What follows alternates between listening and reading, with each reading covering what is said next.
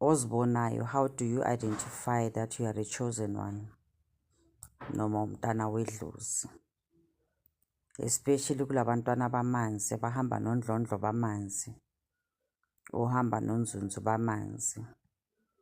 Namhlanje ngizakhuluma ngezifew and then ngizaloko ngichubeka ngenza okunye. Makhosi amakhulu. Number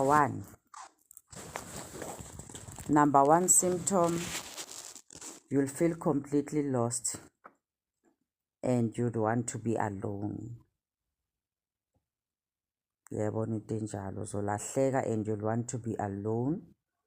Number two, you'll realize that a lot of what you have been taught, it's a lie.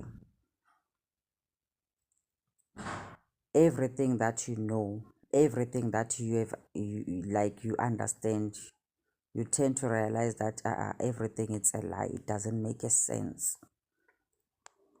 And then you'll begin to ask deeper questions about a lot of things. Be a religion, be a culture, be ancestors, be a diviner,